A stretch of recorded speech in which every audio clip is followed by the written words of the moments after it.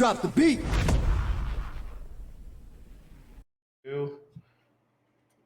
Hey, good evening, everybody, and welcome back to the Beat Drop. Woo! I am so sorry that we are late. We wanted to get here on time, but technology sometimes just doesn't like us, and that's just the way it be sometimes. So joined with me tonight, my wonderful interviewers of the evening, we got Thora, Maya, and J-Star. Say hello, you two. What's up? Hello. Would help if I could hear you myself, so I'm going to fix that right now. All right. So tonight we have got a jam-packed show for y'all, so let's go ahead and get this show on the road. We're going to start off with a segment we always love to do called Amp It Up, and we're going to try something a little bit new tonight with our little review scene right here. And of course, the first thing we're going to talk about that is always important when it comes to Amp It Up is the favorite matchup of the week. So Thea, why don't you go ahead and get us started off? What was your favorite match that you saw going on in the Tranquility community? See, I'm a sucker for really close matches and that show up in the scores. So 3-2 matches are my kind of jam. The thing is, we somehow have an influx of 4-0s and 3-1s this week, so the 3-2s are very scarce. And what I found was that there's a 3-2 scoreline in Transcendence tier in a match of Atlas Arcadia versus Olympus.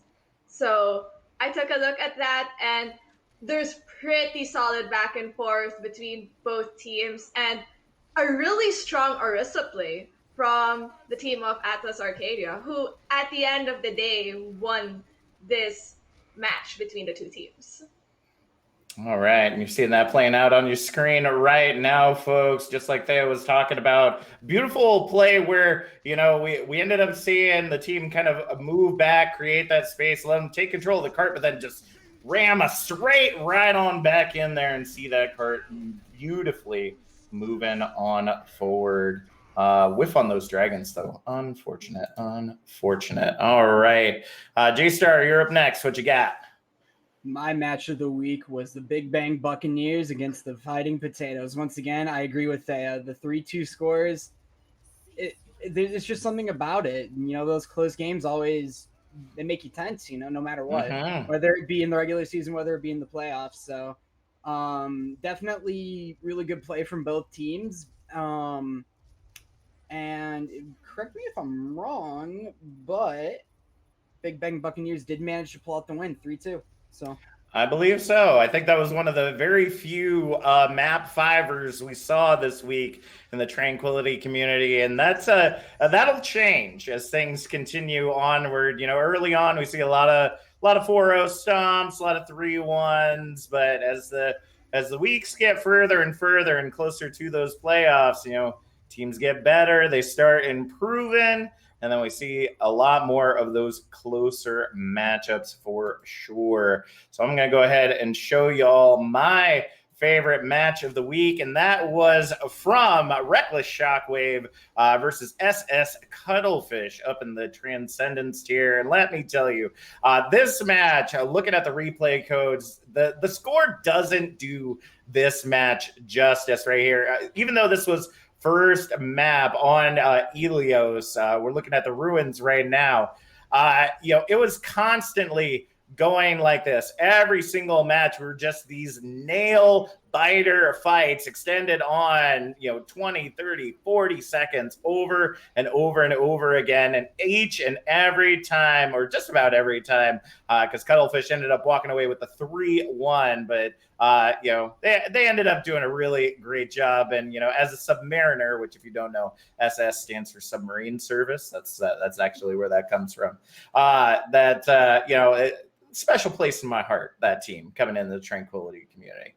So we're trying something a little bit new this week. We're going to swap some things up. So instead of talking about our most impressive player for this week, we went to Twitter and we asked all of you, who do you believe has the biggest boot thus far in the Tranquility community based on what we've seen from matches thus far. You submitted your matches or we hunted them down ourselves, and we found some good ones. So J-Star, why don't you go ahead and start us off with your big old booper.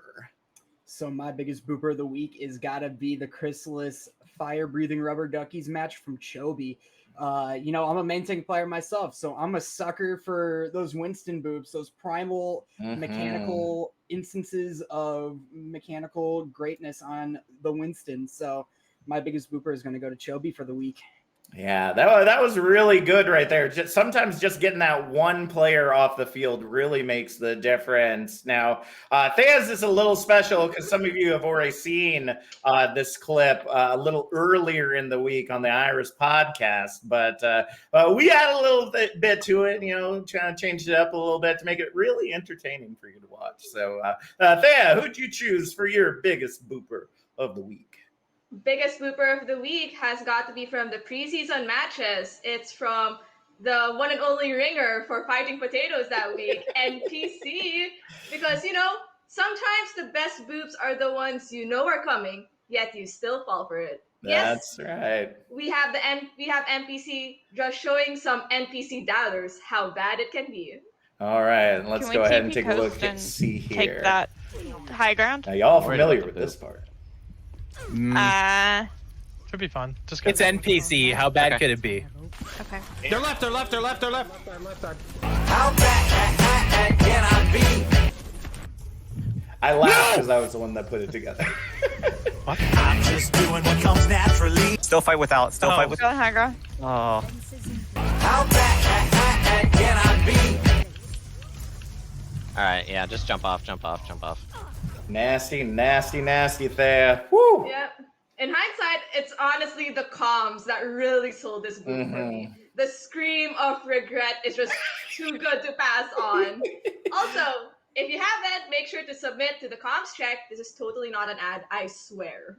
Yeah, that's pretty much where we got a lot of these clips for what we're seeing here, whether it be through the comms check or the weekly match clips review that we do each week on the Iris podcast. Be sure to be submitting those, folks, because we want to see all your amazing plays. Give our video editors lots to work with. So, all right, let's go ahead and get to my booper. Now, this may be a little questionable, and that's why I took it, because I thought that if I took the one that was a little bit more of a challenge, that maybe some of y'all would be like, oh no, Jack, and come after me on Twitter. Well, I'll take you on, because I mean, who is not the bestest booper but a Sombra? We got Asdo during the week 1 Reminiscence versus Mechanized matchup. I mean, first off, Sombra, best booper in the game, in my opinion. Boops better than anyone. And a second, I don't know if you saw that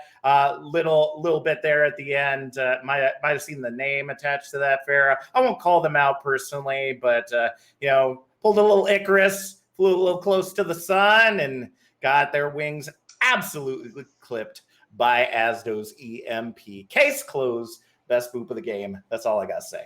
All right, so that's going to be it for Amp It Up, folks. That was a lot of fun. Hope you enjoyed that. We're going to go ahead and get to those juicy interviews that y'all want to be seeing tonight. First up, we have got J-Star, and they're going to be taking us in with Color Form. Take it away, folks.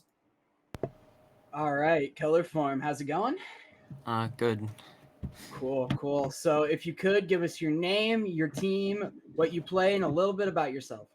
Okay, well, I'm Color. I play for the Luminous Foxes, and I play flex support, and I don't know. I guess I'm a pretty boring individual. Well, based off of what I've been told by some of your teammates, people close around you, I've heard kind of the opposite. So, first question here right off the bat. I heard you play in band, so what do you play? I play clarinet. Okay.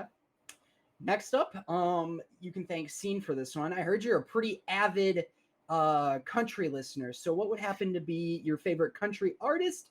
And to throw along with it, what's your favorite country song? I'm sorry to tell you, but Scene has hard trolled you. I have never listened to country Aw. music in my life. Ooh, scene. I'll find you.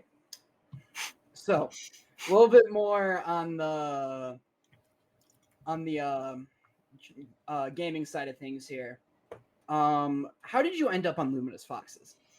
Well, really, a friend kind of just asked me if I wanted to play on a team, and I agreed, and he let me try out. And then he kind of coerced the GMs of the team to let me on. But it's okay, because now I'm on the team. That's just kind of how it happened. So, I heard from based off of what your teammates and everything have said, you have taken a liking to Zenyatta. Why is that? Scene makes us run a ball comp on almost every map, so I have to play Zen. Fair enough. Can't argue with that one. Yeah. So since you've been here in the Tranquility community, how has it been for you overall? I think it's been pretty good. I haven't really interacted with a lot of people yet, but from the interactions I have had, like in this call, it's been pretty nice, and like everyone's kind, and just likes to have fun. Absolutely, that's what we love to hear. And this is the one that I sat and contemplated the most on. But how could you sell hot chocolate in Florida in the middle of summer? Give me your best sales pitch. Just say it tastes good, because who doesn't like hot chocolate? Really, if you don't, you have something wrong with you. Honestly. I mean, fair enough. I don't blame you on that one. Last but not least, anything you'd like to share, shout out, anything? If you ever ask Scene or Cucumber to give information about you, don't, because they will lie. Okay, I can't argue with that one. Yeah, thank you very much, Color. Next up, we got Thea. All right. Hi there. So I'm here to interview Dispel. So hi there, Dispel. How are you? Hi, I'm good. That's great. If you'd like to introduce yourself, give your name, team, role, and just a little bit about yourself. Yeah, I'm Dispel. I play and am the captain for Boop. I'm our main support. And I guess a little about myself. Outside of Overwatch, I am a graduate student in biology, and I work in infectious disease. So that's my kind of day job. Oh my gosh, Fun time to be an infectious disease person. That's what I was about to say. This is such a timely period to be one. So Yeah. I know you've been the team captain for Boop for the past 2 seasons. So I have a question regarding your leadership style. What do you think makes your leadership style unique or different from captains of other teams? Well, I've only been a part of Boop, to be honest, so I can't speak too much for other teams, but I think I view, especially as the main support as well, is often the rock of the team. So I view my role as the one to kind of keep the boat calm when things get rocky, and always be, you're often the alt tracker, so always being the one focusing on the next fight, whether you won or lost the previous fight, kind of collecting the team's mental and getting you back on track for whatever's next, really, is kind of where I view my role in the team. And that's a good role to be in, being a stable rock to collect people's mentals back together. But speaking of collecting mentals back together, you know what's something that has happened 6 times in the past 3 seasons? That's right, it's the Boop versus Flashbacks match, which seems to be a staple in Overwatch Tranquility. Somehow has become an institution if you think about it. And I'd like to know, as the captain of Boop or as a player in Boop, how does this recurring match feel, and how did your team prepare, like in terms of whether mindset or play style, when you entered your match this week against Flashbacks? Yeah, it's a bit of a double-edged sword. In one hand, it's kind of nice to have these recurring matches. On the other hand, it'd be nice to play other people in the community. It feels like we kind of play Flashbacks a lot. And I don't think I played Modify once, for example. But I enjoy it. As far as like how we kind of approach the games, it's hard to say there's like no rivalry, because when you kind of play the same team over and over again, there is like a little bit more on the table, especially when it's often, I think the last 2 seasons we've met them in playoffs, right? So there's a lot at stake in these matches, and we've been on the losing side, I think, at least in the ones I've been a part of. So that's always rough. But I think as we approach the matches, we try and look at it like we would any other match, because you can't like get in your own head. They're obviously always consistently a good team. So you just have to prepare for them. And really, like, the rivalry, we kind of build it up. But at the end of the day, like, a lot of, like, this season, I think Anguish is really the only new player, or same player on that team from last season. So the org's the same, but really it's like all new faces. So we really go into each match against them preparing like we would any other team. Because you can't let yourself get in your own head when it comes to these things. Yeah. So as you can see, the captain energy is there. Great mental on how to view these recurring matches. So moving away from like the tranquility competitive scene, I know that I think, and everyone else in the community knows that you're very well known for your science facts. There's like a command in your Twitch channel, like !science facts or something. Where do you get all of these science facts from? And like, do you have any that you'd like to share with us today? Yeah, like I kind of mentioned earlier, I'm a PhD candidate in biology, so that's where I get most of them. A lot of them tend to be related to infectious disease, because that's my area of expertise, which maybe grosses some people out. Yeah, no, I've just always had a passion for biology, especially, and kind of figuring out how our bodies and the kind of world around us works. I think for a fact I can give everyone in chat is on the organism I specialize in. I specialize in the parasite Toxoplasma gondii, which some of you might have heard is the cat parasite, similar to malaria. And I think my favorite fact about this is about, whether you know it or not, about 1/4 to 1/3 of the world is latently infected with it, including about 10% of the US. So if you have like a 10-person roster, one of you probably has Toxo. So, I think that's fun. For something called a cat parasite, I was about to argue that you might have like cat feline characteristics deeply embedded in like your system. So you could say you're a cat girl or a cat boy if you think about it. True, yeah. I also noticed like on your Twitch channel, you have this thing called Sora Saturdays. Oh, yeah.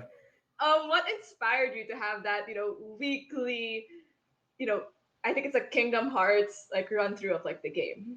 Yeah, it's a playthrough of the Kingdom Hearts series I started a month or so ago. For me, I was looking, when the news surrounding Activision Blizzard broke, I was looking to kind of diversify what I kind of push on my stream, to be honest. And it was about this time that I had just picked up the new PC port of Kingdom Hearts. Because Kingdom Hearts to me was a huge game of my childhood. It was, I think, like the first game. I got it for the PlayStation 2. And it was the first like RPG game that I like really lost myself in. So to me, it was a huge kind of nostalgia. And this is the first time since I was like, 11 or 10, however old I was when the game came out, that I've been replaying it. So I forget a lot of it. So it's kind of like rediscovering my childhood, and kind of trying to share that with other people as well has been really fun. I just finished the first game a couple weeks ago and just started Chain of Memories last week. Sounds like there's still a long way to go if you think about it. Yeah, there's a lot of games left, and the plot only gets more convoluted. Yeah. So it's an exciting playthrough to do. I have a very interesting question to you, and I feel like you're someone who would think of this in a multitude of ways. If you could get rid of one state what state would it be and why? Oh, if I could get rid of one state. Ooh. Man. I mean, Florida is like it's just like that feels like the low-hanging fruit, but like it already kind of juts outside of the mainland anyway. Like it's just kind of asking to be cut off, you know? I think I have to go with the easy answer, Florida. It's hot, it's sticky. It's just they've got snakes. I'm not a fan of snakes. And it would just make the US more aesthetically pleasing from like a design perspective. You just kind of cut off that little overhang, you know? Understandable. So, anything else that you'd like to share with our audience? You know, I'm on Boop, so check out our games. A lot of us stream. I think we have an exciting team this season. We've had a rough start to the season, but that just means we've got a lot of work left to do and a lot of room to grow. So check us out. We're around the server a lot, and good luck to everyone in their matches this season. Yeah, good luck to everyone. Good luck to you, Dispel, and to Boop. And we're done here. I will be tossing this over to Captain Jack, who would be interviewing Dead Scorpion.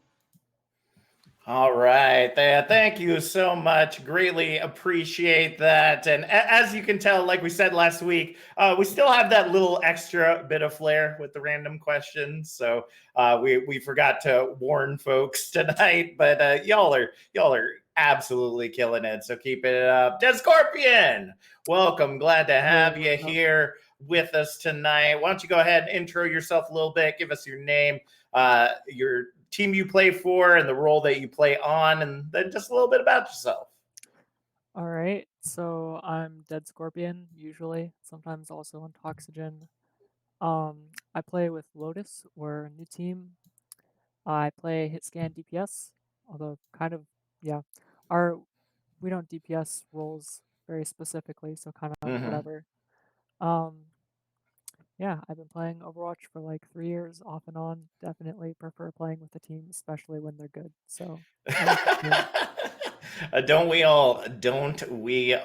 So I have to say, I did my own little bit of research about you as well, Scorpion. And I gotta ask, you know, after talking with some folks on your team, how does one go from a professional pastry chef to a Harvard Business School linguist?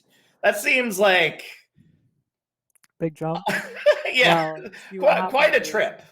Eventually, you just get so good at something, and when you make Gordon Ramsay look like he's never touched an oven before, you just kind of get bored, and then you're like, "What's next in life?" And linguistics, first thought that comes to mind, right? Dang, yeah, I guess that. I mean, if you're talking about like nationalities and, you know, kind of diversity and stuff like that, definitely. I've known a few linguists, I've known a few pastry chefs in my time, and you know, that's pretty much the two things that make the world go around: food and you know, being able to talk to people. That usually helps a little bit. So, you know, I do have another question. That your team literally on their knees, they begged me. They were like, if you're gonna ask Dead Scorpion any question, please ask this question: who is the shooty character that you play in Overwatch? Shooty character. And they might not hold on for very much longer. I know they've been struggling, and they might break if you don't answer it here. So I just wanted to let you know. I believe that would be Reaper. I think the Robins are pretty shooty. I do like characters that shoot. Yeah. I mean, there's a lot of characters that shoot in the game, so I can understand your team's frustration and wanting to know specifically what specifically shooty character there is. So. Let's go ahead. Speaking of shooty characters, as a matter of fact, as a DPS player yourself, you know, you said that you're not, y'all on your team aren't really restricted by rules, but I feel like there's a subset that the team kind of calls upon you for to utilize. Do you ever feel kind of like stifled as a DPS player? You know, always being kind of locked into specific heroes that you're really good at and not really given a lot of chance to experiment? Or is your team a little bit more flexible? And, you know, maybe if you've been practicing someone, they might give you a chance to use them in a match. I think if I was practicing someone new, they would let me, especially in scrims. Awesome. But I like the heroes I play. That's why I play them. So yeah, I don't know. I get to pick for the most part which heroes I want to play. So, Nice. Awesome. I know that it's not always that way. I know we heard a little earlier in the night there are very specific supports that only certain people are allowed to play, but that's good that you have that kind of flexibility. I feel the same way when I'm playing Overwatch. You know, I love open queue for that reason, because you know, sometimes you just need something else and it can make all the difference. So that's awesome. Our team's good with that mentality, because it's like mid to low diamond, so we're of the mentality that it's better to be playing heroes you're good at than what would technically be the best comp. That's absolutely true.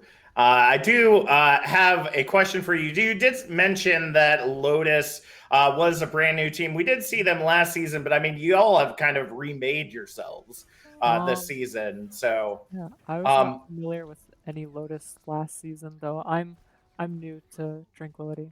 So, yeah, we actually did. I was familiar with at least the old Lotus that the team was before. They came from a community I was very familiar with, and so I guess I gotta ask, how did you find yourself on Lotus this season?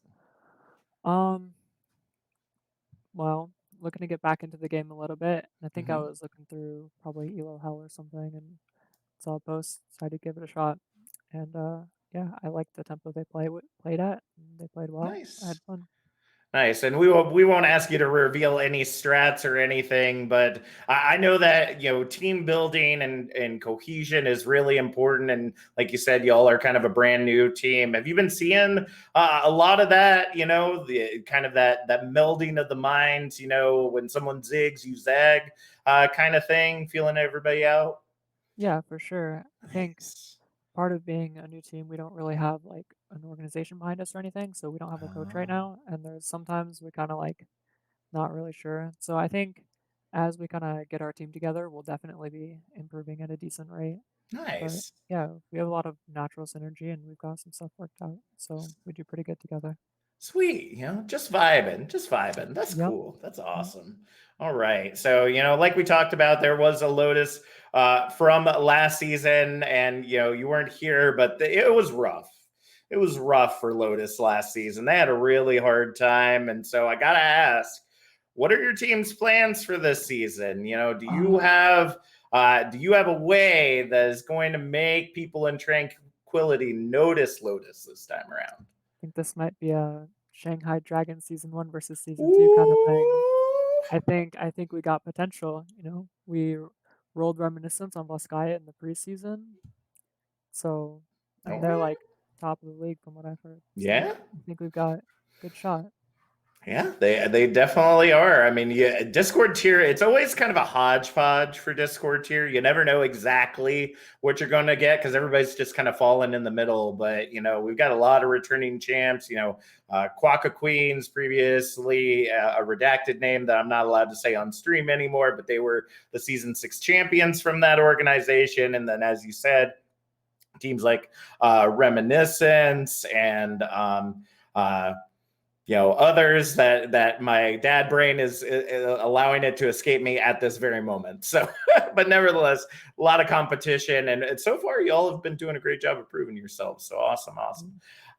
So now I got to give you a little old Randy question here. So, if you could choose one song to play every time you walked into a room for the rest of your life, what would that song be? And why?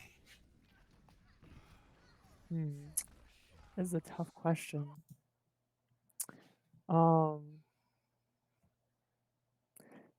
So there's they kind of used to this at a place I worked. There's I think it's a Lady Gaga song that basically just kind of says my name over and over and over. So they would turn that on when I came in. So I'll go with that one. Nice. I'm a boomer, so it would totally be Never Gonna Give You Up by Rick Astley. I spent a majority of my young adult days getting rickrolled, and now it's the only thing that is comfortable playing that much in my head. So anything else that you would be willing to share with our audience? Any people that you want to shout out that have kind of been, making a difference in your team or in your life, or, just anything else you want to talk about tonight? I think my entire team as a whole, like, we're doing amazing, and I love playing with them. Yeah. All right. Cool. You heard it here first, folks. Lotus is coming for you. Discord here. Yep. Right out of the mouth of Dead Scorpion. So thanks so much, Dead Scorpion. We're going to go ahead and throw it back to the rest of the interviewers and myself to go ahead and close out the evening. Hey, how's it going, folks? J-Star, we had some amazing interviews tonight. Some folks maybe a little shy. I know that this new format is hard, right? I mean, when you're if you know the previous format, we'd actually bring your entire team in to do an interview, but it took really long, and people getting into stories and sidetracking and all that stuff, and so we tried to do it this way to kind of slim it down a little bit. But I totally get that it's hard to do it kind of when you're on your own. Yeah, definitely. Yeah. Right.